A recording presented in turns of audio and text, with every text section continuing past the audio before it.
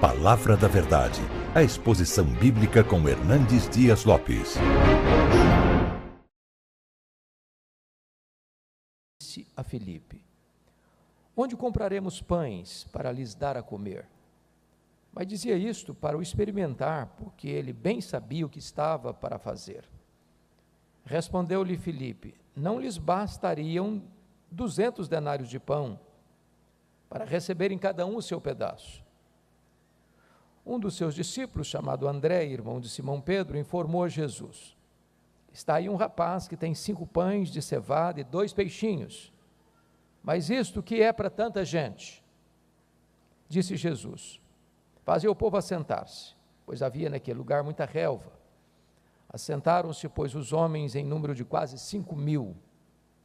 Então Jesus tomou os pães e, tendo dado graças, distribuiu-os entre eles, e também igualmente os peixes, quanto queriam. E quando já estavam fartos, disse Jesus aos seus discípulos: recolhei os pedaços que sobraram, para que nada se perca. Assim, pois, o fizeram e encheram 12 cestos de pedaços dos 5 pães de cevada que sobraram aos que haviam comido. Vendo, pois, os homens o sinal que Jesus fizera, disseram: este é verdadeiramente o profeta que devia vir ao mundo. Sabendo, pois, Jesus que estavam para vir, com o intuito de arrebatá-lo para o proclamarem rei, retirou-se novamente, sozinho, para o monte. Amém. Meus amados, este evangelho, o evangelho de João, foi escrito depois que os outros evangelhos, chamados sinóticos, Mateus, Marcos e Lucas, já estavam há mais de 20 anos circulando nas igrejas. Este evangelho de João, ele tem um propósito muito específico, e o próprio João registra isso de maneira clara no capítulo 20, no verso 31. Estes sinais foram registrados para que criasse o Cristo, o Filho de Deus, para que crendo tenhais vida em seu nome. João escreveu com um propósito: para que você creia que Jesus é o Filho de Deus, e ao crer nele como Filho de Deus, você possa ter a vida eterna. Então esse é o propósito para o qual João escreveu este evangelho. Ao escrever este evangelho com este propósito, João vai confirmar isso, de que Jesus Cristo de fato é o Filho de Deus, que de fato ele é Deus, de 2 maneiras bem claras. Primeiro, porque possui os mesmos atributos de Deus. E João fez questão de registrar 5 afirmações de Jesus, dizendo: eu sou, que é o grande nome de Deus no Velho Testamento, revelado a Moisés no Sinai.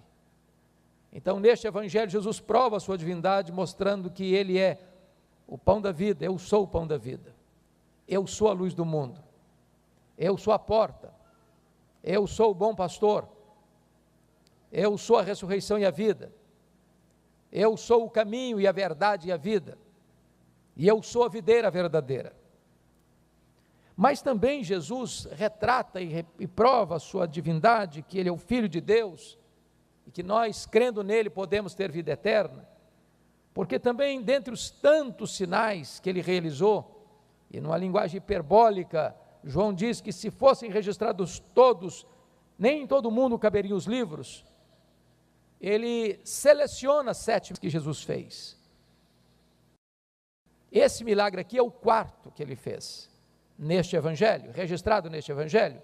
O primeiro foi quando ele transformou água em vinho. O segundo foi quando ele curou o filho de um oficial. O terceiro foi quando ele curou o paralítico em Betesda. O 4º, este que acabamos de ler. O 5º, ele andando sobre as águas. O 6º, curando um cego de nascença. E o 7º, ressuscitando Lázaro. Então, este milagre que nós acabamos de ler, foi o 4º milagre que Jesus Cristo operou, dando evidência de que ele verdadeiramente é o Filho de Deus. Como é que aconteceu este milagre? Bom, os outros evangelistas relatam este mesmo episódio, e aliás, este é o milagre mais público de Jesus, porque ele tinha, no mínimo, 5.000 homens observando, mais mulheres, crianças. J. Carson acredita que tinha em torno de 20.000 pessoas, ao todo, contemplando esse milagre. E ele está registrado nos 4 evangelhos. O fato é que Jesus tinha acabado de receber uma notícia trágica. Seu primo e precursor, João Batista, tinha sido degolado por ordem de Herodes Antipas. E além dessa notícia trágica, os outros evangelistas relatam que a agenda deles era muito intensa, eles não tinham tempo para comer, tamanha demanda das multidões que vinham para ouvi-lo, para serem curadas. E é nessa conjuntura é que Jesus então tira os seus discípulos para uma espécie de período de descanso, se fosse hoje nós chamaríamos um período de férias, para um lugar deserto. Mas quando Jesus pega e embarca com os seus discípulos para o outro lado do mar, a multidão viu, e ao ver, antecipa a chegada de Jesus nesse local, e quando Jesus chega, tem uma grande multidão. E os outros evangelhos nos informam que quando Jesus viu essa grande multidão, algumas coisas aconteceram. Primeiro, Mateus nos informa, no seu relato, que Jesus curou os seus enfermos. Lucas nos informa que Jesus ensinou a eles o reino de Deus, sobre o reino de Deus. E Marcos nos informa que, movido de compaixão, Jesus olhou para aquela multidão como ovelhas sem pastor. Então, Jesus, em vez de continuar de férias com seus discípulos e despedir a multidão, Jesus cuida da multidão. Jesus ensina a multidão, Jesus alimenta a multidão, Jesus cura os enfermos da multidão. É nessa conjuntura, irmãos, que algumas situações se nos apresentam. Por exemplo, lá em Marcos 6,35, que é o texto paralelo, os discípulos se aproximam de Jesus com uma proposta. A tarde já estava declinando, a noite estava chegando, e eles disseram assim para Jesus: Senhor, despede essa multidão, manda embora, está ficando de noite, aqui é deserto, aqui não tem comida, aqui não tem provisão, então não é seguro, não é sensato, não é uma boa administração da situação manter essa multidão aqui.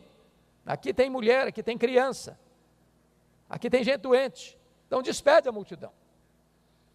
Mas Filipe, um discípulo pragmático, quando Jesus pergunta para ele sobre a situação, é curioso. Veja você comigo, versículo 5 do texto lido, Jesus pergunta para Filipe, notem vocês, por gentileza, no versículo 5, Jesus então, erguendo os olhos e vendo a grande multidão que vinha ter com ele, disse a Filipe: onde compraremos pães para lhes dar a comer? E Filipe não entende a pergunta de Jesus. Aliás, Jesus não faz essa pergunta porque queria uma informação, porque não sabia o que fazer, mas o texto já diz que Jesus fez isso para o experimentar. E Filipe diz: Senhor, o problema não é onde, o problema é outro, o problema é que nós não temos dinheiro. Aliás, precisaríamos de 200 denários para comprar um pedaço de pão para cada um. E vale destacar que 200 denários eram 200 dias de serviço. Então, também eu não tenho uma solução do problema. Uns querem despedir a multidão, outros dizem que não tem recurso. Mas André se apresenta, e diz o texto que André disse para Jesus assim: olha, tem um rapaz aí, está aí um rapaz, versículo 9, que tem 5 pães de cevada e 2 peixinhos. Destacamos que os pães eram de cevada, e cevada era um cereal inferior ao trigo, que era para preparar alimento para os animais, na época. E a palavra peixinhos aqui não é a palavra comum para peixe usada nos evangelhos, é de um peixinho pequeno, talvez salgado, para dar uma melhor qualidade de sabor a este pão de qualidade inferior. Mas ao mesmo tempo que André apresenta essa situação a Jesus, está aí um rapaz que tem 5 pães de cevada e 2 peixinhos, mas ele também apresenta a dificuldade, mas o que é isso para tanta gente? E é nessa conjuntura, então, de tantas dificuldades, é que Jesus realiza o seu milagre mais público registrado nos evangelhos, a multiplicação dos pães e dos peixes. Então, aqui, diante desse cenário, eu gostaria de olhar para esse texto e tirar algumas lições. A primeira delas, uma necessidade a ser suprida. Jesus está diante de uma multidão, num lugar deserto, na chegada da noite. Ali não tem comida, ali não tem provisão, ali não tem qualquer solução de provisão para aquela multidão, naquela circunstância. Se vocês perceberem, Jesus vai denunciar isso mais tarde, nos versos 26 e 27, que aquela multidão estava lá atrás do pão apenas que perece. As pessoas sempre vão buscar solução para os seus problemas imediatos. Elas correm atrás disso, elas buscam isso. Mas apesar da motivação não ser boa, e apesar de eles estar olhando apenas necessidades imediatas, terrenas, temporais, físicas, Jesus olha para esta multidão com outros olhos, com compaixão, como ovelhas sem pastor, que tinham necessidades sim materiais, mas que tinham necessidades maiores ainda. É por isso que Jesus ensina a essa multidão sobre o reino de Deus. Jesus não é indiferente às necessidades físicas deles, cura os seus enfermos. Jesus não é indiferente às necessidades imediatas deles, multiplica pães e peixes, os alimenta. Mas nós agora temos também uma grande multidão à nossa volta, talvez com riqueza, talvez com conforto, talvez com saúde, ou talvez sem saúde, ou talvez sem dinheiro, mas de fato uma multidão que se aglutina, que se aglomera e que precisa também ser amada. Precisamos olhar para essas multidões com compaixão, com misericórdia e entender que há determinadas necessidades que o homem tem, que o dinheiro não resolve, que a ciência não resolve, que os recursos humanos não resolvem, que os tesouros da terra não resolvem, e só a partir de Jesus essas multidões podem ter suas necessidades supridas. Segunda lição que nós podemos encontrar aqui, uma visão a ser compreendida, os versos 5 a 7. Os versos 5 e 7 nos informam que Jesus, está no verso 6, sabia o que estava para fazer. E é por isso que Jesus experimenta Filipe. Onde compraremos pães? Filipe, com mente pragmática, conhecendo um pouquinho de matemática, sabendo um pouquinho de recursos humanos, tenta argumentar com Jesus que a pergunta não foi bem feita. A questão não é onde, a questão é quanto vai custar isso. E aqui, irmãos, é muito importante entender uma lição. Às vezes na igreja nós temos também a mesma pergunta. Temos que fazer isso, temos que fazer aquilo, temos que fazer aquilo outro. Temos que construir templos, temos que enviar missionários, temos uma multidão para alimentar. E como é que vamos fazer? Você olha para o caixa da igreja, os recursos não são suficientes. Você olha para a entrada mensal, diz, não dá, não bate. A despesa é maior que a receita. E qualquer pessoa sabe que você não pode ter uma despesa maior que a receita. É colapso financeiro. E aqui está um ponto que nós, como irmãos na fé, precisamos entender. Que o grande capital da igreja não é dinheiro, é fé. Eu acho que os irmãos mais experientes na fé, que estão entre nós, sabem disso. Eu nunca vi uma igreja, pastor Jailton, construir, avançar, crescer, ampliar os seus horizontes em qualquer área, porque tem dinheiro. porque tem recursos. Na verdade, a gente avança pela fé. O capital da igreja é fé. Quando você tem o entendimento do que Deus quer fazer e vai fazer, e tem a visão do que Deus quer e vai fazer, então você recebe os recursos de Deus. Quando a visão é a visão de Deus, os recursos de Deus virão. Se nós olharmos para os nossos próprios recursos, nós vamos dizer, despede a multidão. Os outros evangelistas dizem, dai-lhes vós mesmos de comer. Mas como alimentou a multidão? Eu estou num deserto. Eu não tenho dinheiro, todo o ambiente é desfavorável, toda a realidade à minha volta diz não, é impossível. E a ordem de Jesus, dai-lhes vós mesmos de comer. Jesus pergunta, onde? Mas ele não está perguntando porque não sabe, ele está testando esse discípulo. Nós precisamos ter essa visão, do que Deus quer que a igreja faça, apesar das suas limitações. Porque o Deus que dá ordem para alimentar as multidões é o mesmo Deus que dará pão com fartura para que essas multidões sejam alimentadas. Terceira lição desse texto, irmãos, um déficit humano a ser superado, versos 8 e 9. Um de seus discípulos, chamado André, irmão de Simão Pedro, informou Jesus, está aí um rapaz que tem 5 pães de cevada e 2 peixinhos, mas isto que é para tanta gente? Irmãos amados, ao mesmo tempo que André oferece uma saída para o problema, ele mesmo não acredita nela. Está aí um rapaz que tem 5 pães de cevada e 2 peixinhos, mas você tem aí uma multidão de praticamente 20.000 pessoas. Em outras palavras, a receita é pequena demais, para a despesa grande demais.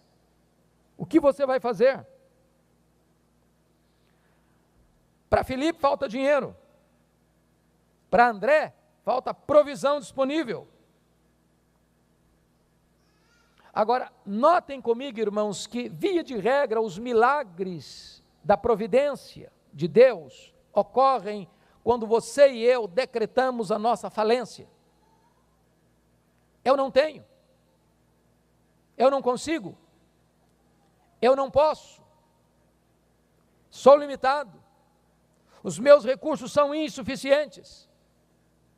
E às vezes na nossa vida nós decretamos falência em algumas áreas, dizendo, Deus, ou o Senhor faz um milagre ou não tem jeito. Nós acabamos de cantar agora que a nossa salvação é um milagre. Eu estava perdido, eu estava cego, eu estava morto, eu estava indo para o inferno, eu não tinha condições de amar a Deus por mim mesmo, de buscar a Deus por mim mesmo, de salvar a mim mesmo, de perdoar a mim mesmo. É quando você reconhece que você está perdido, que você está falido, que você não pode, é que você então olha para Deus, e quando você olha para Deus, os recursos inesgotáveis da graça são derramados. É quando a igreja olha para o mundo de tanta gente necessitada do Evangelho, da salvação em Cristo Jesus, e nós não temos o suficiente para alcançar essas multidões. Deus, o Senhor pode fazer, e Deus faz. E Deus faz. Mas há uma quarta lição, irmãos, que eu gostaria que nós olhássemos no texto. Uma organização necessária. Olha o verso 10 comigo. Disse-lhe Jesus, fazei o povo assentar-se. Pois havia naquele lugar muita relva. Assentaram-se, pois, os homens em número de quase 5.000. Bom, pense comigo, uma multidão faminta é uma multidão amotinada.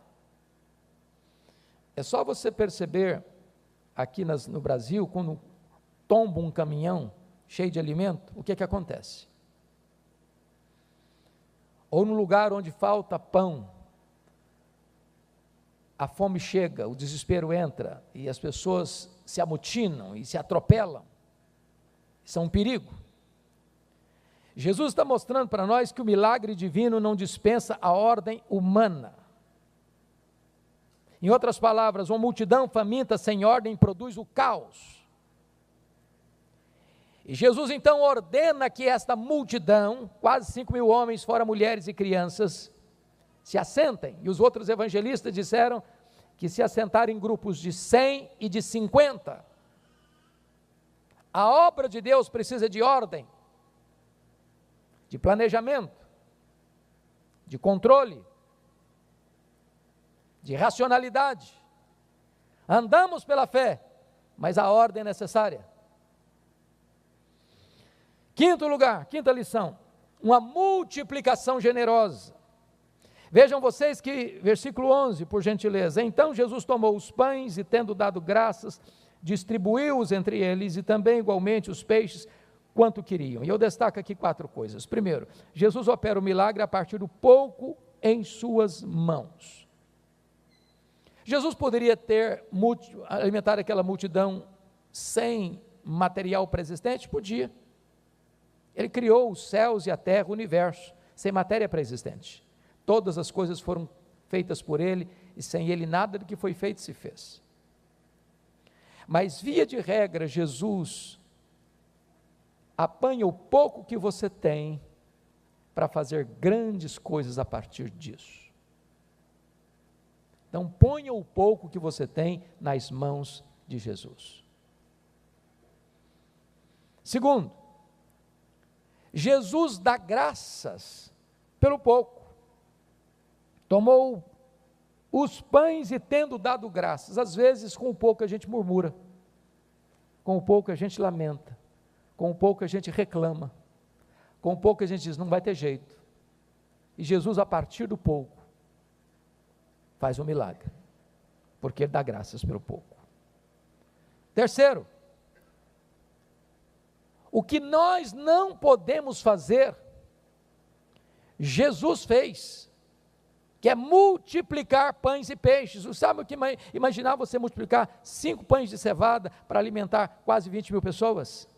2 peixinhos pequenos, salgados, para alimentar uma multidão? O pouco nas mãos de Jesus é suficiente para alimentar multidões.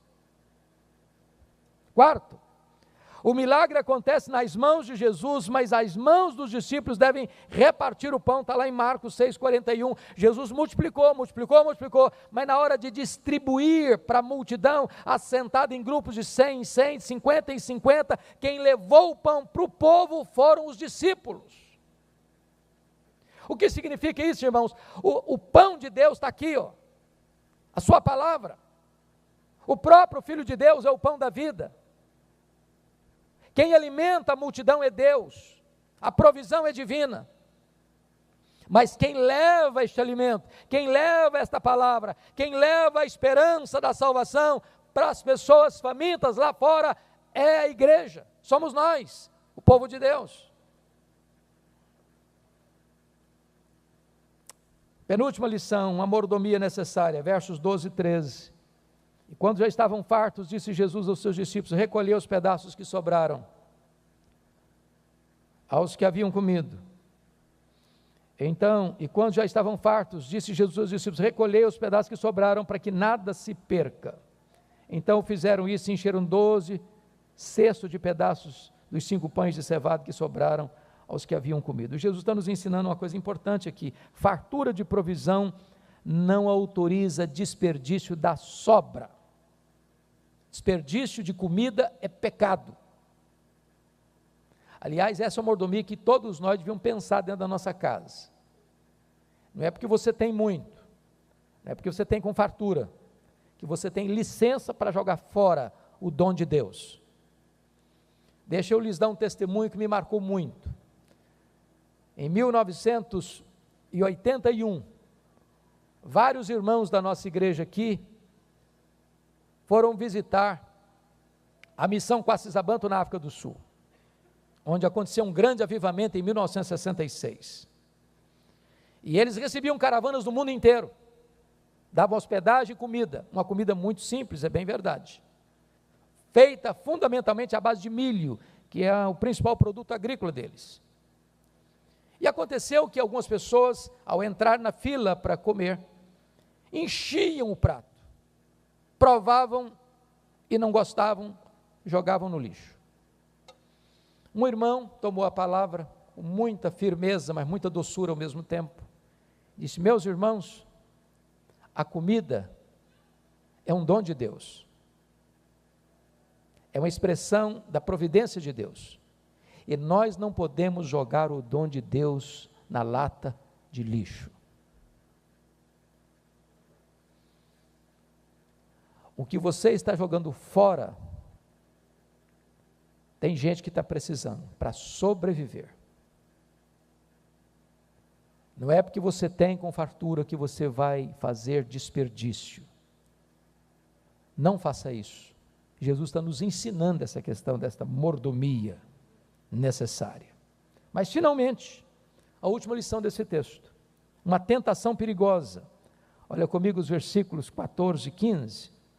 Vendo, pois, os homens o sinal que Jesus fizera, disseram: este é verdadeiramente o profeta que devia vir ao mundo. Sabendo, pois, Jesus que estavam para vir com o intuito de arrebatá-lo para proclamarem rei, retirou-se novamente sozinho para o monte. Notem vocês que a esperança messiânica desta multidão não estava alinhada com o ensino das Escrituras. Aliás, Jesus chegou a dizer isso: vocês só vêm atrás de mim por causa do pão que perece. E esse é um risco que muitas comunidades, igrejas hoje estão cometendo, falando apenas de um Jesus que faz milagres, que cura uma doença, que dá prosperidade, que dá bens materiais, que dá conforto. E não obstante, quando alguém tem um encontro real com Jesus, a vida dele melhora mesmo. A pessoa bebia cachaça, não bebe mais. Ele vivia nas farras, não vive mais. Gastava o dinheiro em jogo, não gasta mais. Ele vivia uma vida perdulária, não vive mais. A vida dele agora é disciplinada, agora ele trabalha, agora ele tem honra, agora Deus abençoa o trabalho das suas mãos, agora ele tem prosperidade na sua casa. Mas pensar que Jesus veio ao mundo apenas para isso é um equívoco. Este evangelho chama os milagres de Jesus de sinais, porque esses milagres apontavam para uma verdade espiritual maior. Quando Jesus multiplica pães e peixes, aqui nesse contexto, ele vai dizer no verso 35, é para nos levar a seguinte mensagem: eu sou o pão da vida, quem se alimenta de mim não terá mais fome. Mas eles não entenderam isso. No versículo 15 diz que eles queriam arrebatar Jesus para fazer de Jesus um rei político, um Messias político. Eles não tinham entendido a natureza do ministério de Jesus, nem do reino de Jesus, nem do trabalho que Jesus veio fazer. Foi morrer na cruz pelos nossos pecados para nos dar a vida eterna. Qual foi o resultado disso?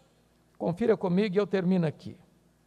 Versículo 60 desse mesmo capítulo 6, está escrito o seguinte: depois que Jesus faz o discurso, aplicando o sinal que ele havia feito, retratando no verso 35, eu sou o pão da vida, no verso 60, uns disseram assim, muitos dos seus discípulos, tendo ouvido tais palavras, disseram: duro esse discurso, quem o pode ouvir?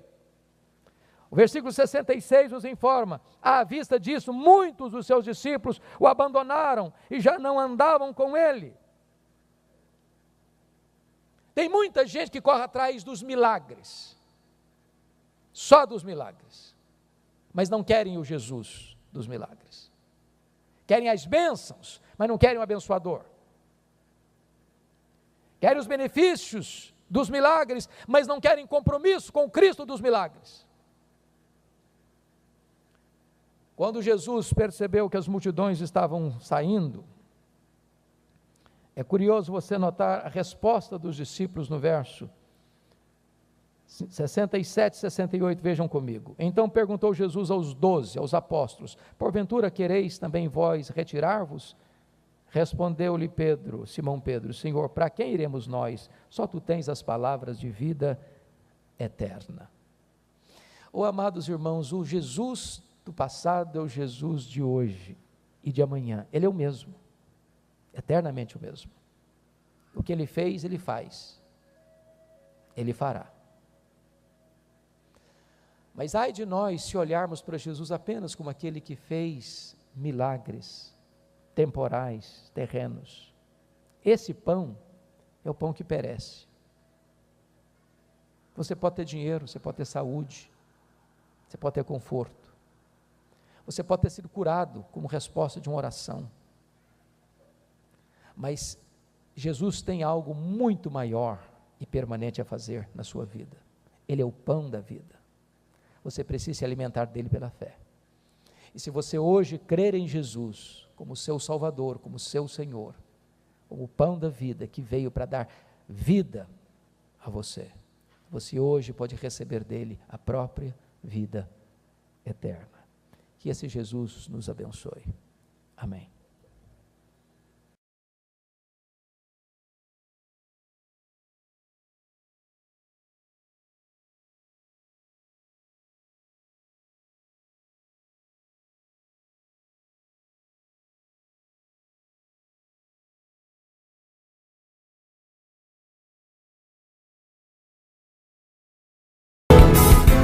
Palavra da Verdade, com Hernandes Dias Lopes.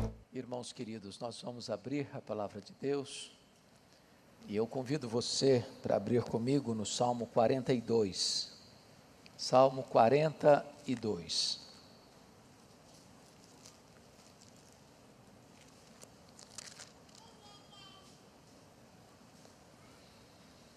Salmo 42 diz o seguinte: como suspira a corça pelas correntes das águas, assim por ti, ó Deus, suspira a minha alma. A minha alma tem sede de Deus, do Deus vivo. Quando irei e me verei perante a face de Deus?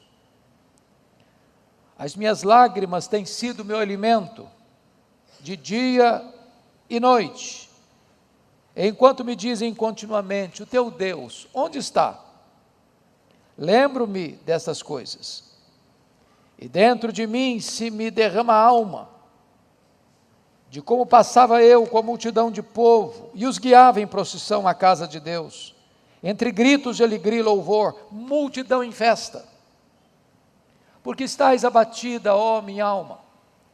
Porque te perturbas dentro em mim? Espera em Deus, pois ainda o louvarei, a Ele, meu auxílio e Deus meu. Sinto abatida dentro de mim a minha alma. Lembro-me, portanto, de ti nas terras do Jordão e no monte Hermon e no outeiro de Mizar. Um abismo chama outro abismo, ao fragor das tuas catadupas. Todas as tuas ondas e vagas passaram sobre mim. Contudo, o Senhor durante o dia me concede a sua misericórdia, e à noite comigo está o seu cântico, a oração ao Deus da minha vida. Digo a Deus, minha rocha: por que te olvidaste de mim? Por que hei de andar eu lamentando sob a opressão dos meus inimigos?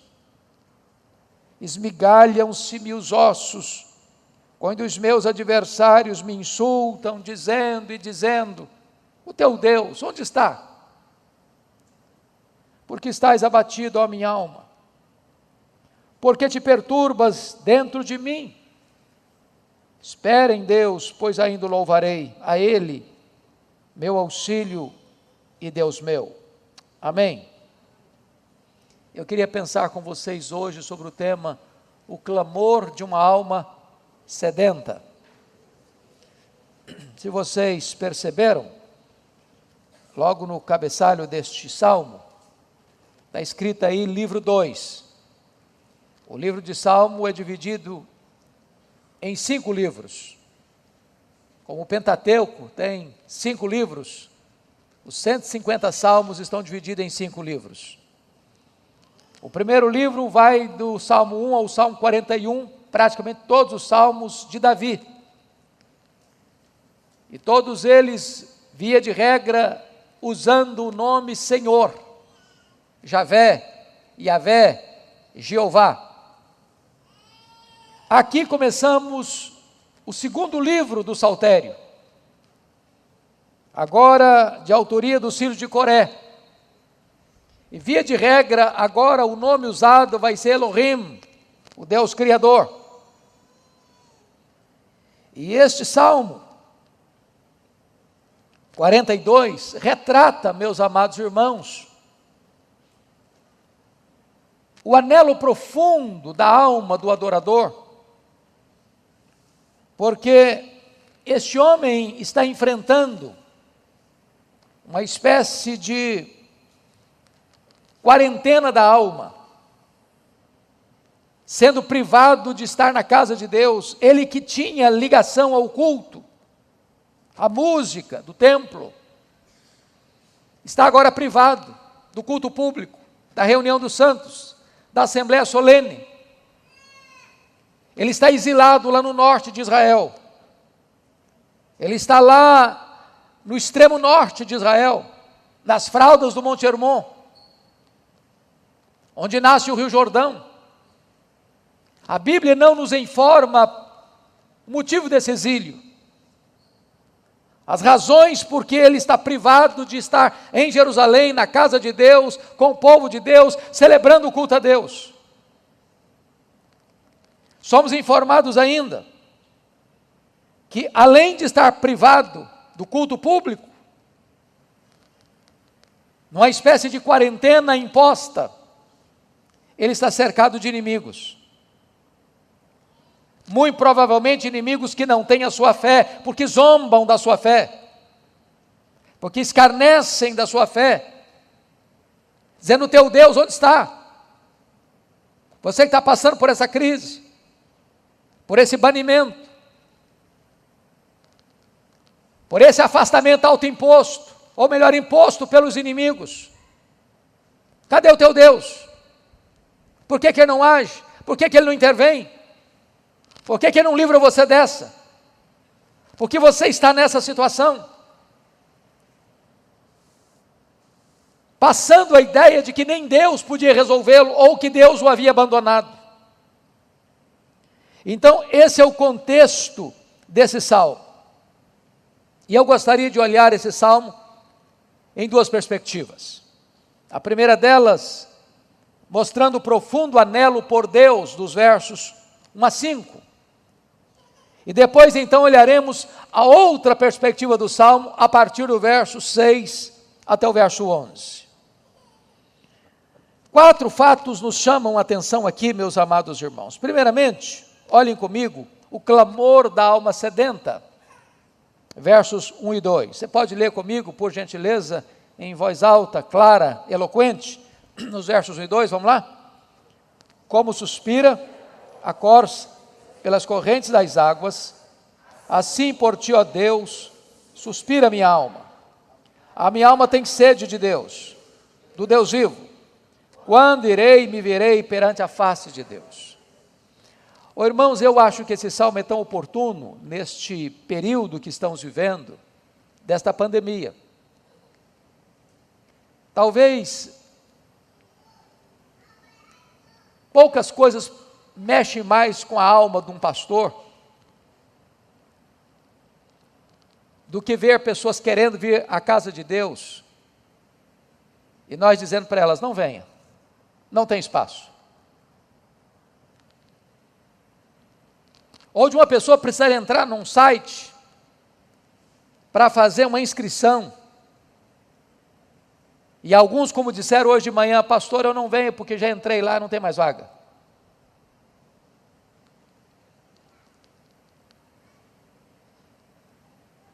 Ontem, conversando com alguns colegas lá do Nordeste, em alguns lugares, os cultos públicos da noite foram impedidos e as igrejas estão fechadas. No mesmo tempo em que se chega à esperança de uma vacina para imunizar a população, nós enfrentamos a semana com o maior índice de óbitos no país.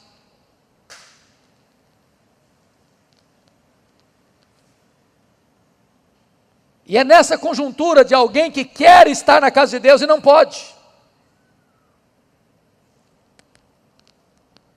É bem verdade que há outros que se autoimpõem uma quarentena.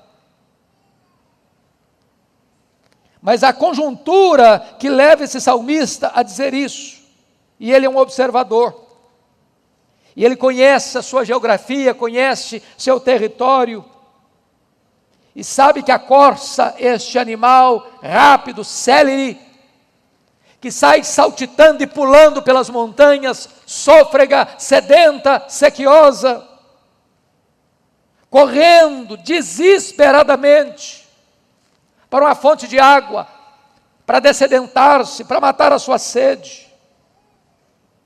E ele olha para dentro da sua alma, longe do templo, longe da assembleia solene, longe do culto, privado do culto público. E diz: meu Deus, como está corça, a minha alma está assim, com sede da tua presença, com sede da adoração, com sede dos cânticos, com sede da tua palavra, com sede da tua presença manifesta. Observem vocês, que a alma dele suspira, anseia ardentemente, e ele não tem sede de saúde, ele não tem sede de dinheiro, ele não tem sede de riqueza, ele não tem sede de prosperidade, ele não tem sede de sucesso e fama, ele tem sede de Deus. Porque embora as bênçãos de Deus sejam todas excelentes, elas não são um substituto do próprio Deus. A maior necessidade nossa não é de coisas, é de Deus. É por isso que é tão grave, tão grave, tão grave, alguém se autoimpor uma quarentena, podendo estar na casa de Deus, não tem prazer de estar na presença de Deus, não tem prazer de vir à casa de Deus, não tem prazer com a assembleia solene, não tem prazer com o culto público. Pois esse salmista, podendo, querendo estar, não pode estar. E ele demonstra então o seu desejo por Deus.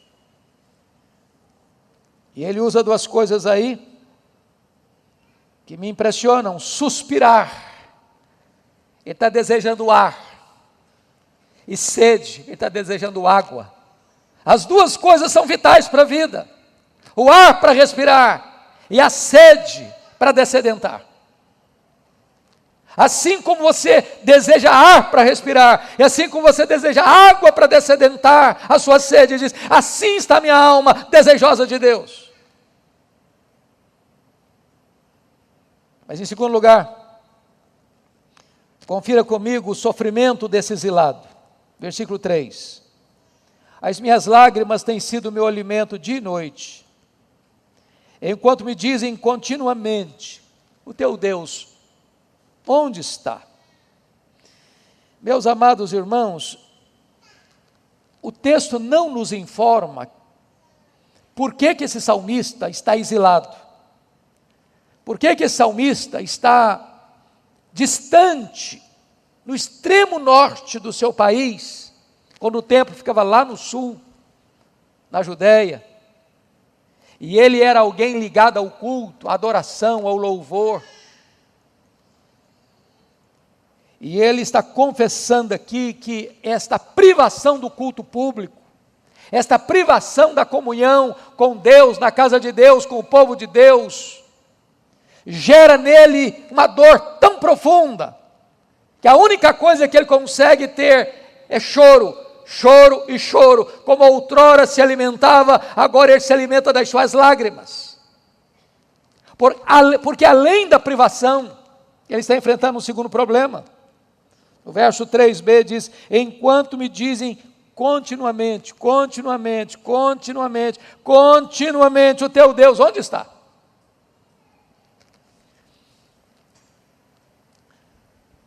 Talvez nesse tempo, muita gente tenha olhado para você, olhado para a igreja de Deus e questionado: cadê Deus? Onde está Deus? Por que ele não age? Por que essa tempestade não passa? Por que essa crise se agarra? Por que você está enfrentando essa crise? Seja de saúde, seja de desemprego, seja de perda de bens materiais. Por que que a crise está aí mostrando sua carranca? A nível mundial. Onde a solução humana parece que não chega. Onde a liderança parece que está batendo cabeça. E as pessoas estão ainda questionando a nossa fé, questionando a nossa confiança em Deus. Cadê o teu Deus?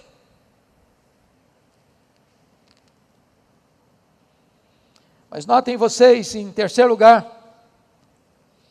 que diante desse sofrimento e diante dessa quarentena da alma, ele vai descrever no verso 4 algo que nós chamaríamos de uma recordação saudosa. Você pode ler o 4 comigo? Vamos juntos? Lembro-me dessas coisas. Dentro de mim se me derrama a alma, de como passava eu com a multidão de povo, e os guiava em procissão à casa de Deus, entre gritos de alegria e louvor, multidão em festa.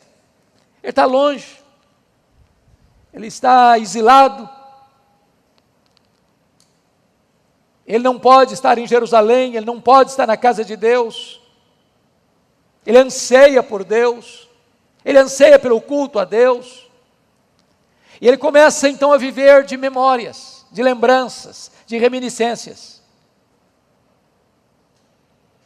E o que vem à mente dele, à alma dele, é a lembrança do passado, de como ele, tantas vezes, guiou o povo de Deus, liderou o povo de Deus nas procissões, porque você sabe que nas festas de Israel, as pessoas saíam das suas cidades, das suas vilas, das suas aldeias, e rumavam em caravanas, subindo para Jerusalém, onde ficavam ali, talvez, em algumas festas, em cabanas. A alegria do culto, a alegria da festa, a alegria da música, a alegria da celebração. E ele está olhando pelas lentes do retrovisor e relembrando isso.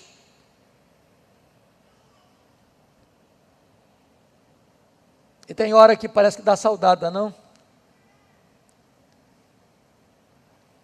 De você não ver banco vazio, de você não ter restrição de espaço, aguardando esse tempo. O salmista está pensando nisso. Onde não vai ser preciso a pessoa ter que entrar lá no site da igreja para fazer uma inscrição para poder vir para o culto.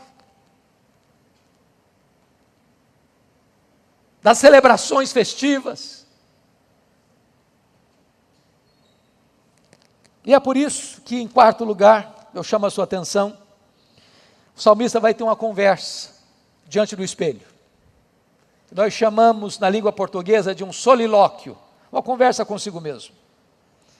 Olha o verso 5 comigo, você pode ler comigo, vamos lá? Por que estás abatida, ó minha alma? Por que te perturbas dentro de mim? Espera em Deus, pois ainda louvarei a Ele, meu auxílio e Deus meu. Oh, amados irmãos, tem horas que você precisa ser o terapeuta da sua própria alma. Tem hora que você precisa se olhar no espelho e conversar com você mesmo.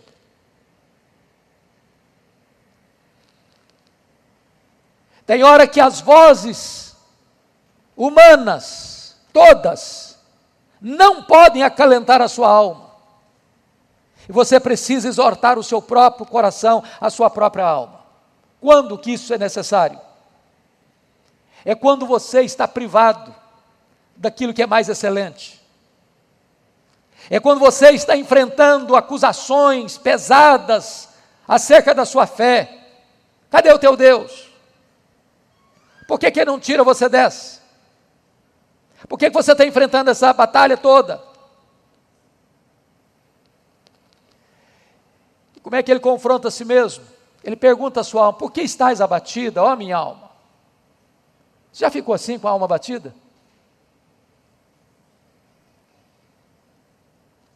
Você já ficou desidratado espiritualmente?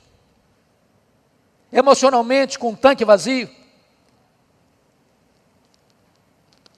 um abatimento enorme, sem força, sem ânimo, sem vigor. Então ele está dizendo: minha alma, por que estás abatida? Mas preste atenção que ele usa outra expressão: porque te perturbas dentro de mim. Irmãos, não tem nada mais grave para a nossa vida do que uma alma perturbada, desassossegada, inquieta, desesperada.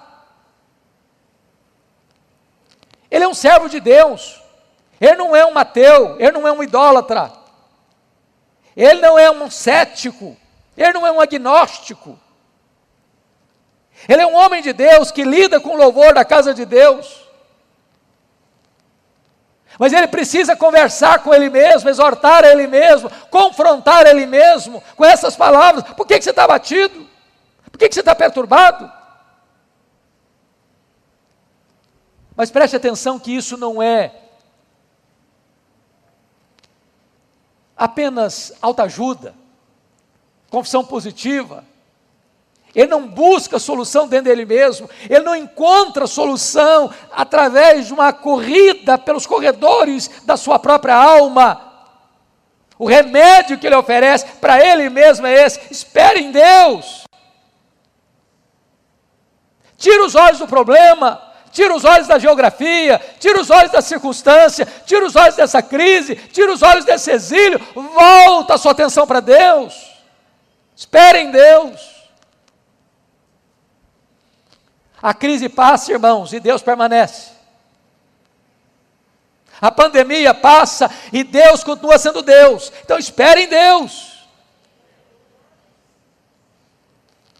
E Ele promete: eu ainda o louvarei.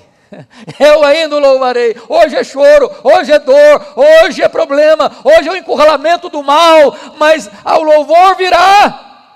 Porque Deus inspira canções de louvor nas noites escuras.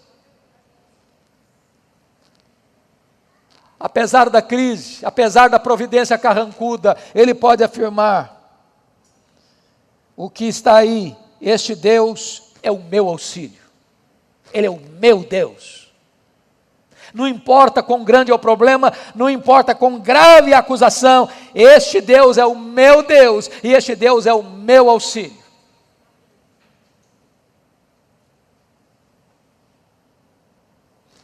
Então comece a contar para a sua alma o que Deus já tem feito para você. Encontre nisso esperança. Mas agora, eu quero trazer a segunda parte desse salmo.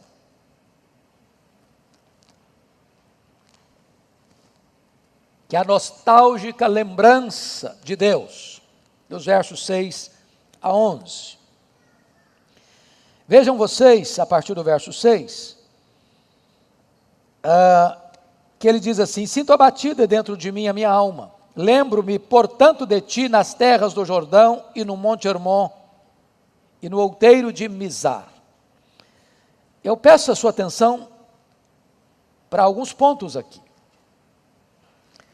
Esse homem está no extremo norte de Israel. Se você pegar o mapa de Israel, você vai ver que o Monte Hermon é o limite, lá no norte, divisa com o Líbano. O Hermon é um monte mais alto de Israel. O cimo do monte, via de regra, continua sempre com gelo lá em cima. Há pessoas que esquiam lá em cima. As águas do Jordão brotam das entranhas da terra, mas elas são acrescidas com o degelo que vem deste monte. E esse homem começa a olhar esse cenário. E algumas coisas aqui me chamam a atenção, e a primeira delas é o abatimento desse exilado, no versículo 6. Sinto abatida dentro de mim a minha alma. Por que ele está com a alma abatida dentro dele? Primeiro, porque está privado do culto público. Deixa eu dizer uma coisa para você, meu irmão, e para você que está nos assistindo. Você é uma ovelha. E ovelha não pode ficar sozinha. A ovelha não tem condições de proteger a si mesma. A ovelha é míope, não enxerga direito. A tendência da ovelha é se desviar.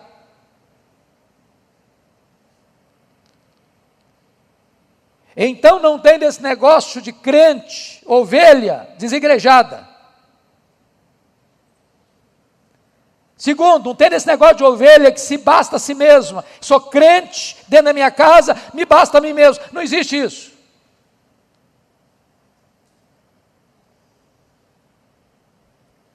Nós estamos vivendo um momento circunstancial. Muitos gostariam de estar como salmista e não podem, por razões as mais diversas. Mas por favor, e não é para vocês, porque vocês estão aqui, as pessoas estão nos acompanhando, em nome de Jesus, cuidado para você não impor a você mesmo uma quarentena, quando você pode estar na casa de Deus.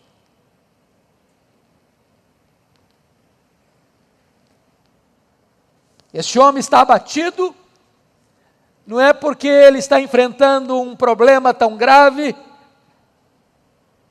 pessoal, familiar, ou de saúde, ou financeiro, ele está abatido porque ele está exilado, e está impedido de estar na casa de Deus, quando ele gostaria de estar na casa de Deus. Mas em segundo lugar, uma enxurrada de problemas ele descreve no verso 7, peço a você que leia comigo o verso 7, por gentileza, vamos lá? Um abismo chama outro abismo, ao fragor das tuas catadupas. Todas as tuas ondas e vagas passaram sobre mim. O contexto aqui, irmãos, ele agora olha para a geografia que ele está, lá no sopé do Hermon, onde nasce o Jordão. O Jordão hoje é um rio muito pequeno, mas na época era um rio muito expressivo.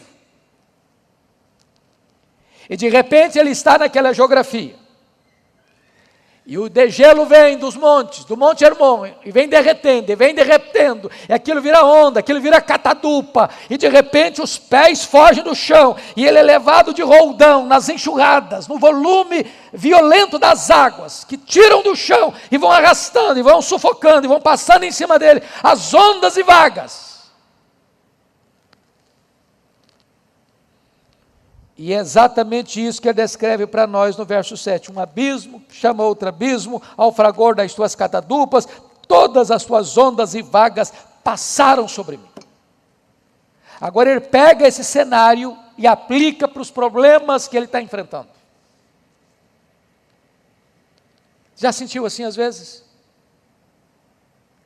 Os problemas vêm e não vêm sozinhos, vem um pacote todo. Uma crise se soma a outra crise, que se soma a outra crise, e de repente parece que você está sem colocar o nariz do lado de fora.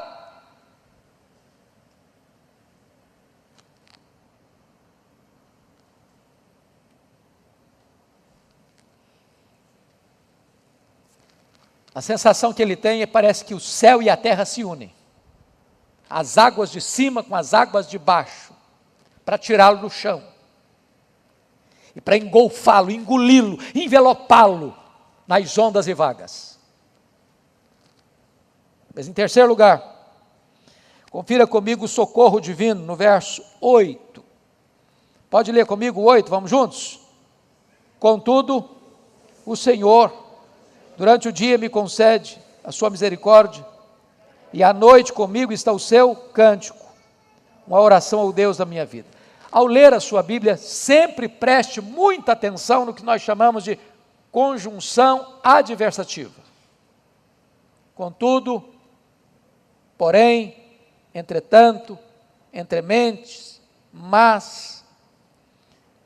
Se você perceber o contudo que inicia o verso 8, está contrastando o drama que ele está vivendo no verso 7, sendo empurrado, arrastado pelas enxurradas dos problemas.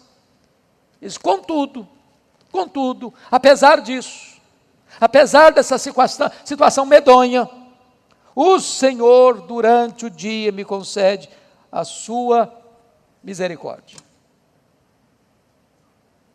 Você já sentiu isso? Quando você está atravessando aquela noite escura, sombria, dolorosa, diz, meu Deus, eu não estou aguentando. Eu não estou aguentando. Eu não estou aguentando. Aí o dia amanhece, e ao amanhecer o dia, as misericórdias de Deus se renovam, e você sente um novo alento, uma nova força, um novo ânimo, e Deus concede a você a sua misericórdia. Quando chega de noite, Deus põe na sua boca um cântico, e você transforma esse cântico numa oração ao seu Deus. Bendito seja o Senhor. É o que o salmista no Salmo 84 diz, nós vamos indo de força em força.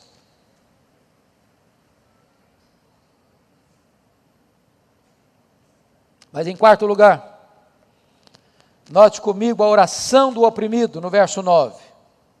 Digo a Deus, minha rocha, por que te olvidaste de mim? Porque hei eu de andar lamentando sob a opressão dos meus inimigos?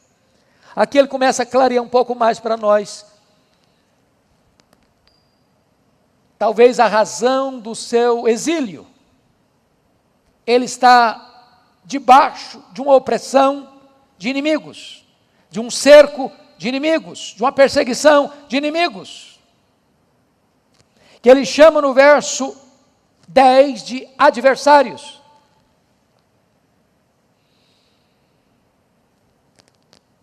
Agora notem comigo no verso 9, que duas coisas parecem até aparentemente contraditórias. Ele chama Deus de sua rocha, mas tem que abrir o coração para Deus e perguntar, por que te esqueceste de mim? Você tem essa sensação às vezes? De que Deus se esqueceu de você?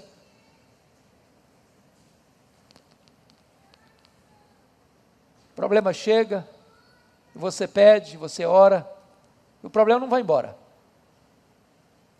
Você tem alguém precisando de socorro e você pede e o socorro não chega. Você tem alguém enfermo na sua família e você ora e pede e chora e a pessoa morre. Oh meu Deus, será que o Senhor se esqueceu de mim? Mas de repente este homem é movido pela fé, diz, apesar disso, o Senhor é a minha rocha.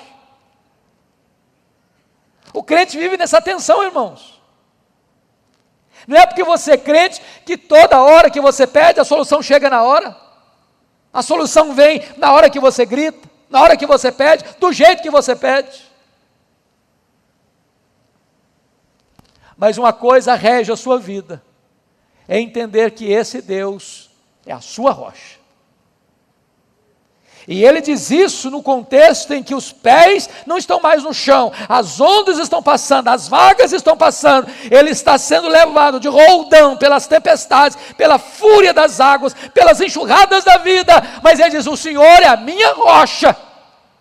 Eu não estou vendo, eu não estou sentindo, mas eu creio nisso, eu creio nisso, eu creio nisso. Quinto lugar. Olha comigo aí o insulto do adversário no verso 10. Esmigalham-se-me os ossos, quando os meus adversários me insultam, dizendo, o teu Deus, onde está? Chama a sua atenção para esse ponto que às vezes as palavras machucam mais do que uma faca afiada, cortando a sua carne, chegando aos seus ossos. Ele chama essas pessoas de adversários. E a arma do adversário é insistir, é repetir, é enfatizar. Cadê o teu Deus? Cadê o teu Deus? Cadê o teu Deus? Cadê o teu Deus?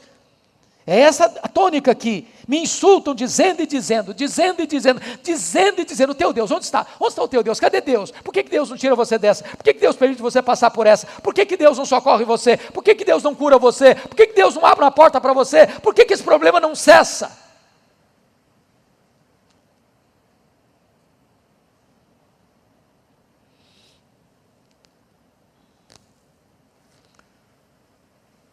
E é por isso que esse salmo termina, mais uma vez, com um autoconfronto. Porque tem hora que você precisa entrar no seu quarto e confrontar você. E tem hora que você precisa voltar para o quarto de novo e confrontar você. É por isso que nós precisamos de Deus todo dia. A gente precisa vir pregar todo dia. A vida espiritual não é, eu vou na igreja um dia, no mês, aí eu passo o resto do mês, não preciso ir mais. O maná tem que ser colhido todo dia. Todo dia. A força de ontem serviu para ontem, hoje eu preciso de outra força. A exortação de ontem foi uma bênção para ontem, hoje eu preciso de outra exortação. E ele volta então ao verso 11, à mesma tônica do verso 5, e diz à sua alma: por que estás abatido, ó minha alma? Por que te perturbas dentro de mim? Espere em Deus, espere em Deus. Eu ainda louvarei a Ele, meu auxílio e Deus meu. Eu não li o Salmo 43, mas é curioso que o Salmo 43 não tem título. E todos os estudiosos, isso é unânime, entendem que o Salmo 43 é sequência do 42. É o mesmo salmo, com a mesma tônica, com a mesma ênfase. Só que o 43 aponta para nós a libertação.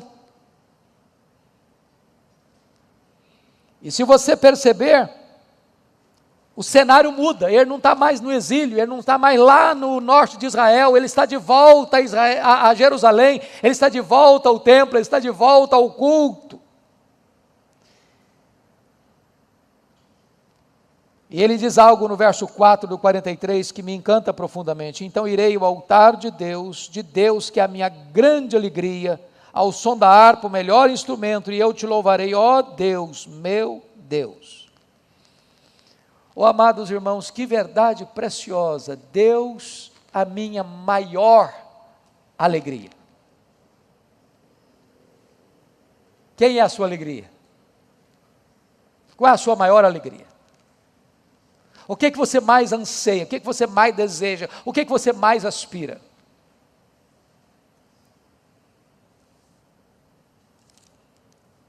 A minha oração é que nesta noite a nossa alma possa suspirar por Deus, como o nosso pulmão precisa de ar.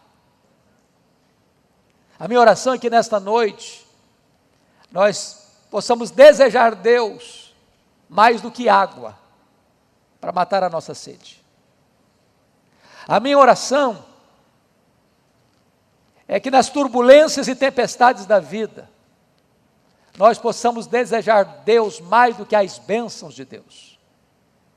A minha oração é que nesta noite nós possamos dizer: Deus, Tu és a minha maior alegria, a minha mais doce alegria, o maior prazer da minha vida. E que o nosso coração seja alimentado com essa esperança. Espere em Deus, pois ainda louvarei a Ele, meu auxílio e Deus meu. Que Deus nos ajude. Amém.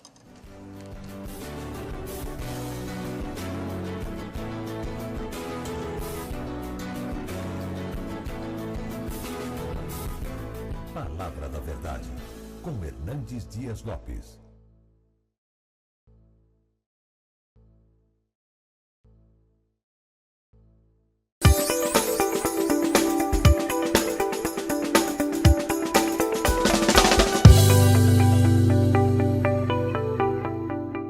No Expondo as Escrituras de hoje, eu quero tratar com você de um tema para mim da mais alta importância, para você e para mim, porque eu quero falar sobre como ser revestido com o poder do Espírito Santo. É uma necessidade minha e sua também. É o desejo mais intenso do nosso coração. É sermos plenos do Espírito Santo e recebermos a capacitação do poder do Espírito Santo. Paulo trata deste assunto na sua oração registrada na carta aos Efésios, no capítulo 3, versos 14 a 21. Paulo já vem tratando da obra do Espírito Santo nesta carta, quando ele fala do poder que ressuscitou Jesus dentre os mortos, a suprema grandeza do poder de Deus que está à nossa disposição. E esse poder é o poder do Espírito Santo. Ainda no capítulo 1, ele fala de que aquele que crê, ele recebe o selo do Espírito Santo e o penhor do Espírito Santo. E agora Paulo vai mencionar esta verdade gloriosa de que você e eu precisamos da capacitação do Espírito Santo. Não podemos viver fiados em nossa força, não podemos caminhar com as nossas próprias pernas, sem o revestimento do poder do Espírito Santo. Nós precisamos desse poder. Então eu quero aqui, neste programa, nessa oportunidade, expor para você esse texto sublime desta carta, que é considerada a rainha das cartas de Paulo. Paulo está preso em Roma, na sua primeira prisão, quando escreve esta epístola à igreja de Éfeso, e aqui ele vai mostrar para nós, no capítulo 3, o grande mistério oculto das gerações, mas agora revelado, e esse mistério é que o propósito de Deus era juntar, unir judeus e gentios no mesmo corpo, o corpo de Cristo, a igreja do Deus vivo. A igreja de Deus não é uma igreja de uma etnia apenas. Ela não é composta apenas de judeus, mas de judeus e gentios.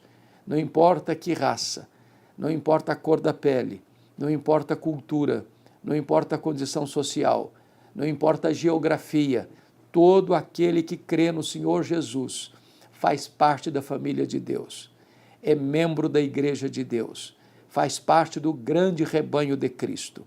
E é isso que Paulo vai tratar com a gente aqui nesse texto. E eu vou lendo, na medida que eu for lendo, nós vamos fazer essa exposição.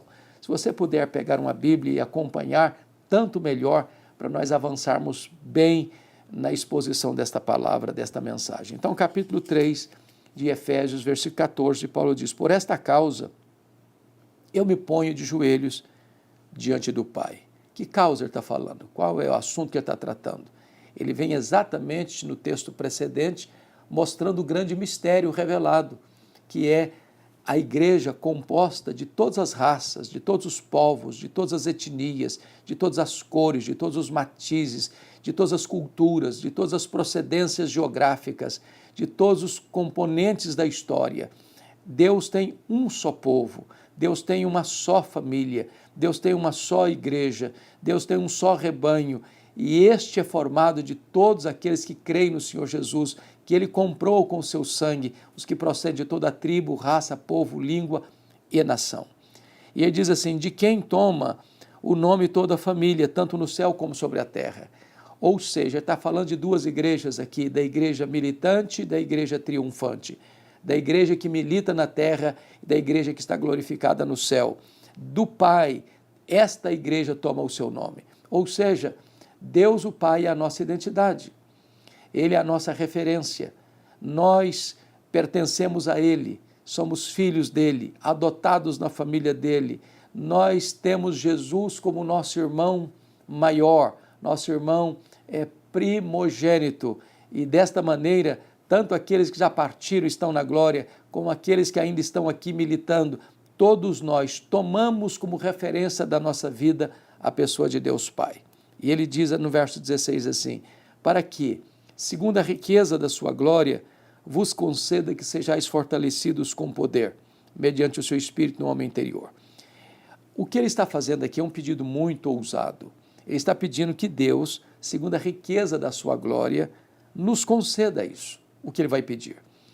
E a glória de Deus é a somatória de todos os atributos de Deus. A glória de Deus não é um atributo, mas a soma de todos eles. É como se Paulo estivesse pedindo: Deus, tudo quanto tens, tudo quanto és, na expressão máxima do teu ser, responda o meu pedido, responda a minha oração, atenda o meu clamor. Para que sejais, e qual é o pedido? para que sejais fortalecidos com poder. Nós somos muito fracos, nós não ficamos nem de pés corados no bordão da autoconfiança. Nós temos imensas e intransponíveis limitações. Nós não podemos viver vitoriosamente neste mundo caído, neste mundo posto no maligno, neste mundo que odeia a verdade, neste mundo que persegue o cristão porque persegue a Cristo. Nós não podemos viver sem esta capacitação de poder. Precisamos desse poder. Esse poder não emana da terra, ele procede do céu. Ele não vem dos homens, ele é dado pelo Espírito Santo de Deus. E Paulo está pedindo para que Deus use todo o seu ser para atender a este clamor, para que a igreja, você e eu, sejamos revestidos com esse poder. Como assim? Ele diz, mediante o seu Espírito. O poder vem do Espírito Santo. Ele é a fonte desse poder.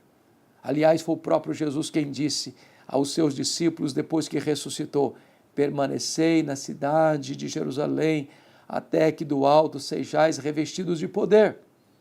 E ele disse ainda, mas recebereis poder ao descer sobre vós o Espírito Santo, e sereis minhas testemunhas em Jerusalém, em toda a Judeia, Samaria, até os confins da terra.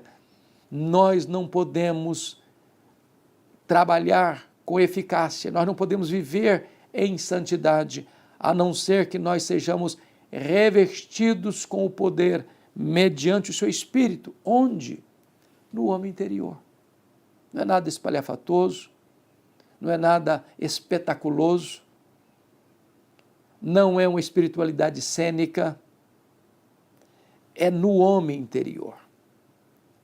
Esse poder tem a ver com o caráter, com o fruto do Espírito, com a nova vida, com o testemunho do Evangelho, com as suas relações múltiplas, interpessoais, intrapessoal.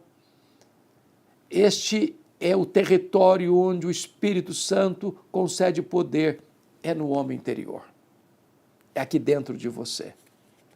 Não é uma questão de performance, não é uma questão de aparência, não é uma questão apenas de propaganda religiosa, é um poder que opera no seu interior. E Paulo explica como isso acontece. Como, Paulo? Que negócio é esse? Como é que eu posso saber que eu tenho poder no meu homem interior? Ele diz assim, e assim habite Cristo no vosso coração pela fé. Então vamos entender isso aqui porque é fundamental. Uma vida revestida com o poder do Espírito Santo é uma vida cristocêntrica. J.I. Packer, no seu livro A Dinâmica do Espírito, disse que o ministério do Espírito Santo é o ministério do holofote. Você quer saber se uma pessoa está cheia do Espírito Santo? Veja se ela tem Cristo no centro da sua vida. O Espírito Santo veio glorificar Cristo. Então, como é que uma pessoa está cheia do Espírito Santo? Qual é a evidência disso? Como se revela isso? Paulo responde assim, se você está cheio do Espírito Santo, você está cheio da habitação de Cristo no seu coração. E assim, habite Cristo no vosso coração. A palavra habitar aqui é muito importante, porque há duas palavras no grego para habitar. A primeira delas é habitar como um turista, como um viajante, como alguém que chegou, mas vai embora em breve. Não é o dono da casa, não tem autorização para mudar nada na casa. Esse é um hóspede, apenas um hóspede. É uma habitação temporária. A palavra que Paulo usa não é essa. A palavra que Paulo usa para habitar aqui é o dono da casa. É o que vive na casa. É o que mora na casa. É o que tem todas as chaves da casa. É aquele que pode fazer como Neemias, joga os móveis de Tobias fora. É aquele que pode fazer mudanças na casa. Quando Cristo habita no nosso coração, significa que Ele é o Senhor da nossa vida. Ele manda, Ele controla, Ele dirige, Ele orienta, Ele aconselha, Ele consola. Não há área da nossa vida em que Ele não tem a chave. Não há um cômodo da nossa casa onde nós mantemos a chave com a porta fechada, só nós entramos, só nós administramos. Não. Quando você tem o poder do Espírito Santo, significa que Jesus comanda a sua vida. Que Jesus dirige sua vida pessoal, sua vida conjugal, sua vida financeira, sua vida relacional, sua vida sexual. Todas as áreas da sua vida estão debaixo do governo, do controle, da direção do Senhor Jesus Cristo. Como é que Ele habita no seu coração? Diz Paulo, pela fé. Pela fé. Você crê nisso. Você entregou as chaves para Ele. Ele tem um controle. Ele é o Senhor. Ele manda. Você obedece. Você crê nisso. E aí Paulo vai orientar melhor. Mas o que significa, Paulo, essa ideia de Cristo habitar no meu coração como evidência desse poder? Ele diz, estando vós arraigados e alicerçados em amor. Como é que eu sei que Cristo está no meu coração habitando? Que Ele manda na minha vida. Esse eu amo. Esse eu amo. Porque eu posso ter um discurso muito bonito, uma teologia muito saudável, mas se eu não amo quem está perto de mim, quem está ao alcance da minha mão, o meu próximo, não passa de um discurso religioso. E Paulo usa aqui duas metáforas para falar deste amor. Uma metáfora da construção civil e uma metáfora da botânica. Ele diz arraigados. Ele tira da botânica uma árvore que tem raízes, está firmemente plantada, solidificada. E ele diz alicerçados, ele está usando aqui a figura da engenharia civil, de um prédio, de uma casa, onde você precisa lançar o fundamento. Estando vós arraigados e alicerçados em amor. Não é um amor raso, epidérmico, superficial, não é apenas um amor de palavras, não é apenas discurso, mas é um amor profundo, que tem raízes, que tem fundamento. Quando você ama, duas coisas estão aí evidentes. Jesus está mandando, Ele tem as chaves da casa, e isso é uma evidência do revestimento de poder do Espírito Santo.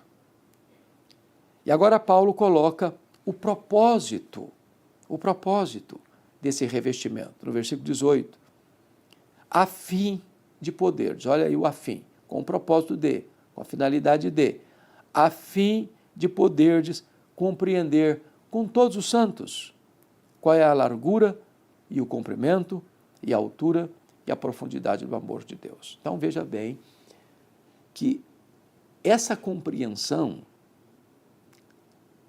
ela não é adquirida de forma isolada. É preciso que você compreenda isso com todos os santos. Sabe o que significa isso? Não tem ovelha longe do rebanho. Uma ovelha longe do rebanho, ele é vulnerável, susceptível ao ataque dos lobos, dos predadores. Essa ideia que tornou-se, de certa forma, comum em muitas pessoas depois da pandemia, da Covid-19, não, eu vou ficar agora só em casa, eu vou ser crente na minha casa, eu não preciso de igreja, só preciso de Jesus, eu sou crente do meu modo, eu vou zapear e vou ouvir os pregadores que eu quiser, na hora que eu quiser, do jeito que eu quiser, mas não preciso frequentar a igreja, não preciso da igreja, não preciso congregar. Não é o que o texto ensina.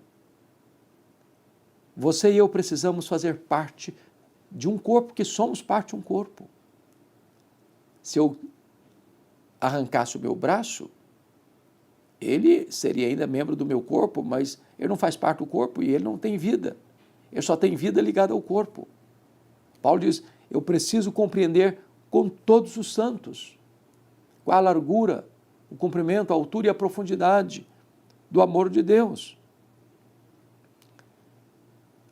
E aí nós poderíamos pensar sobre isso. A largura deste amor é que abrange todas as pessoas, de Adão, o primeiro homem, ao último homem da história. O comprimento é que vai desde o começo até a consumação dos séculos. A altura que este amor procede do céu. A profundidade é que este amor alcança o pecador mais arruinado pela devassidão do pecado. Não há geografia onde o amor de Deus não alcance. Não há pessoa que fique fora do horizonte desse amor. E é preciso que, com todos os santos, eu compreenda esta dimensão quádrupla do amor de Deus. E Paulo avança no verso 19 e diz assim: e conhecer o amor de Cristo, que excede todo entendimento. Aqui, ele está usando duas palavras que eu quero chamar a sua atenção. No verso 18 ele fala de compreender, e no verso 19 ele fala de conhecer. A palavra compreender é uma palavra no campo intelectual. A palavra conhecer é no campo experimental. A palavra conhecer, tanto no hebraico quanto no grego, tem a ideia de um relacionamento íntimo. É por isso que diz lá que Adão conheceu a Eva. Quando o marido relaciona-se conjugalmente com a esposa com o marido, a Bíblia usa essa palavra conhecer. É mais do que ter informação, é ter relacionamento. E conhecer, então, o amor de Cristo é experimentar esse amor. É beber desta fonte. É usufruir desta intimidade. É desfrutar desta relação pessoal com o Senhor. E o próprio Jesus disse: se alguém tem sede, venha a mim e beba. Quem crer em mim, como diz a Escritura, do seu interior fluirão rios de água viva. Eu poderia ser um químico que teria uma tese de doutorado sobre H2O, os elementos da água, e ainda morrer de sede à beira de um rio. Eu poderia conhecer Jesus como poucos, de ler as obras escritas sobre ele, conhecer os evangelhos, conhecer as epístolas, conhecer Apocalipse, conhecer as profecias messiânicas. Eu poderia ser um perito no tema, um doutor no assunto, mas não experimentá-lo. Se alguém tem sede, vem a mim e beba. É experiência com ele.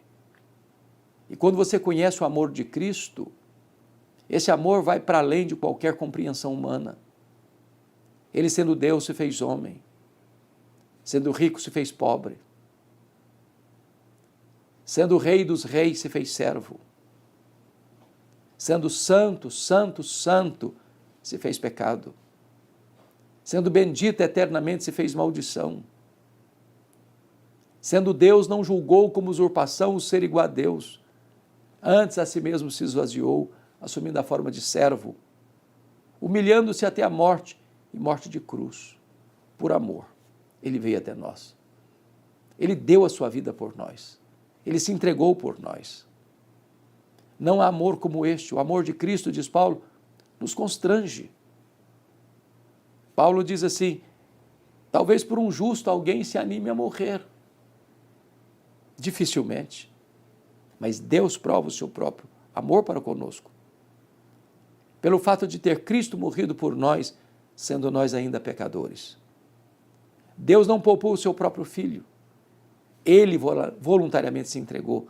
Esse é amor maiúsculo, superlativo, eterno, sacrificial, perseverante, amor singular, o amor de Cristo que excede todo entendimento. Ora veja, Paulo vai chegar agora no ápice desta oração. Eu acho que não tenho condições de ir mais além ou subir mais alto, onde ele diz assim: para que sejais tomados de toda a plenitude de Deus. Veja você que ele não falou para sermos tomados de Deus, nem tomados da plenitude de Deus, mas que sejamos tomados de toda a plenitude de Deus. Penso eu que esta é a oração mais ousada que um homem pôde fazer na vida. Porque a grande pergunta é: quem é Deus? E só para citar os atributos que só Deus os tem, os atributos incomunicáveis de Deus, nós diríamos: Deus é autoexistente, Deus é imenso, Deus é infinito, Deus é eterno, Deus é imutável, Deus é onipotente, Deus é onipresente, Deus é onisciente, Deus é transcendente, Deus é soberano, Deus é maior do que tudo quanto Ele criou. Se perguntarmos, mas então qual é o tamanho do que Deus criou? Nenhum astrônomo, por mais robusto que seja o seu conhecimento, por mais peregrina que seja a sua inteligência, é capaz de afirmar categoricamente qual é o exato tamanho do universo. O que os cientistas dizem e afirmam hoje é que o universo tem mais de 93 bilhões de anos-luz de diâmetro. Se você voasse à velocidade da luz, 300 mil quilômetros por segundo, nessa velocidade, você demoraria mais de 93 bilhões de anos para ir de uma extremidade à outra, pois Deus é maior que tudo isso. Abraham Kuyper, primeiro-ministro da Holanda, disse que não há um centímetro desse universo onde Deus não possa dizer: estou aqui, criei isso aqui, sou dono disso aqui. Pois Deus é maior que o universo. E agora Paulo está orando para que você e eu sejamos tomados de toda a plenitude de Deus. É incompreensível, vai além do entendimento. Paulo chegou às alturas excelsas da ousadia na sua oração. O que eu acho curioso é que nós poderíamos pensar assim: Paulo, será que você não está delirando na prisão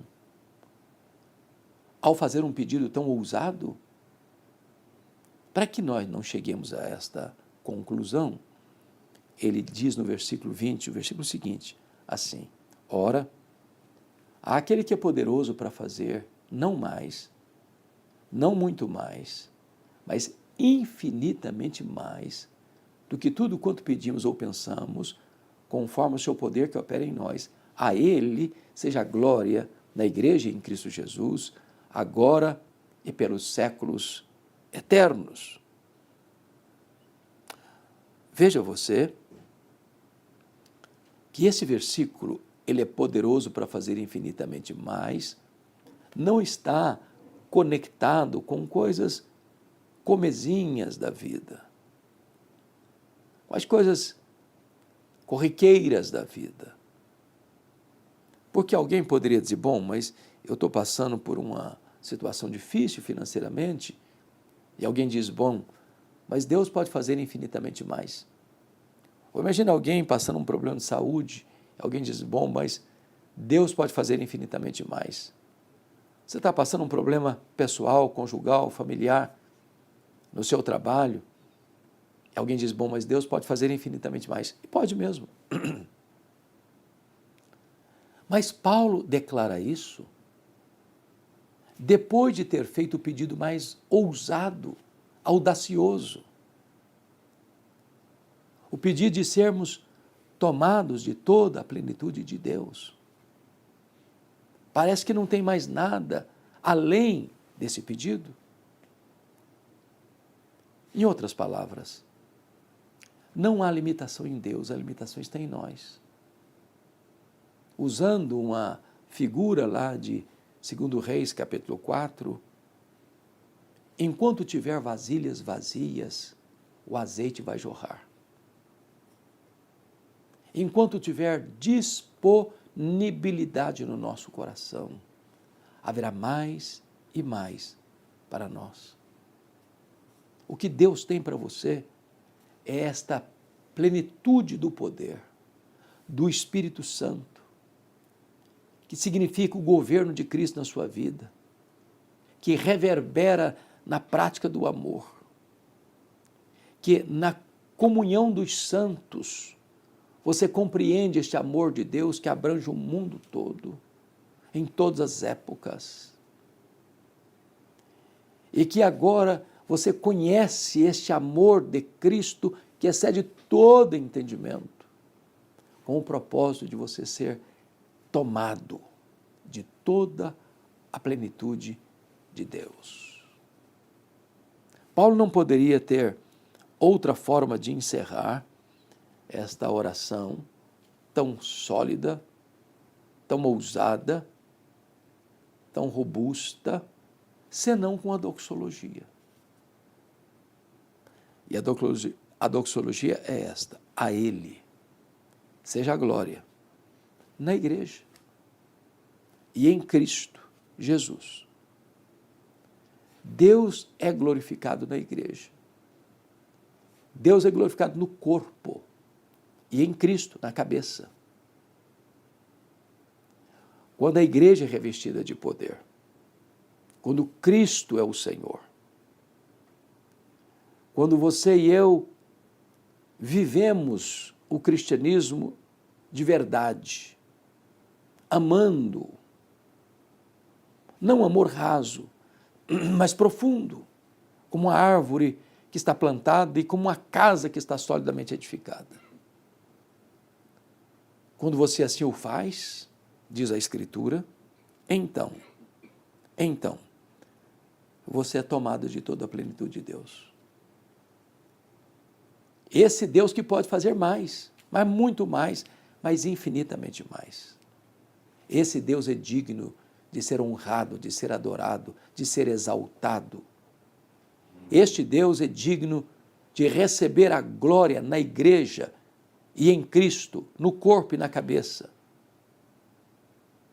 E aí, ele diz, por todas as gerações. Não há geração que não seja alcançada pelo entendimento desta verdade, que não deva estar incluída nessa doxologia, neste clamor, mas não só agora, no tempo, mas por todo o sempre, por toda a eternidade. E é desta maneira que ele encerra esta oração com um sonoro amém. Amém, amém e amém. A pergunta que eu lhe faço: você tem experimentado esse revestimento de poder? Quantas pessoas acham que esse poder é esquisitices espirituais? Quantas pessoas que pensam que esse poder é uma extravagância espiritual? Quantas pessoas que hoje fazem propaganda desse poder, chamando atenção para si mesmo, acendendo as luzes da ribalta sobre si mesmos, se autopromovendo, fazendo propaganda de uma espiritualidade que não tem e de milagres que não aconteceram. Mas você e eu precisamos desse poder. Desse poder do Espírito Santo aqui dentro do nosso coração. Precisamos desse poder que retrate Jesus governando a nossa vida, habitando como Senhor da casa, que tem todas as chaves da nossa vida. Precisamos desse poder para que a nossa vida expresse este amor verdadeiro, genuíno, não apenas de discurso religioso, mas de fato e de verdade. Precisamos desse poder para estarmos juntos com todos os santos, o corpo de Cristo, que não levanta muros, mas constrói pontes, que não olha o irmão de uma outra denominação com desdém, com desprezo, com preconceito. Mas se estamos em Cristo, alcançados pela graça de Deus, firmados na verdade de Deus, então nós fazemos parte do corpo, da igreja, da família, do rebanho. Então todos nós juntos vamos compreender com mais clareza este amor de Deus, que tem largura, que tem comprimento, que tem altura, que tem profundidade. e vamos então conhecer o amor de Cristo, que excede todo entendimento, que está para além de qualquer compreensão humana, a fim de sermos tomados de toda a plenitude de Deus. Como se cada poro do nosso corpo exalasse a presença de Deus. Se a presença de Deus estivesse totalmente impregnada em nós. E nós vamos então ser tomados por esta bendita presença, o que vai nos levar, certamente, a uma compreensão de que para Deus não há limitação. E vamos fechar esta oração como Paulo, numa doxologia gloriosa e bendita, dando a Deus o Pai toda a glória, na Igreja e em Cristo, em todas as gerações, agora e para sempre. A minha oração é que esta breve análise desse texto, que é tão rico, tão profundo, com implicações tão relevantes, possa ter abençoado o seu coração, trazido luz para a sua mente, trazido alegria para o seu coração, e que você possa viver na plenitude do poder do Espírito Santo de Deus. Deus abençoe sua vida, Deus abençoe seu coração. Um grande abraço.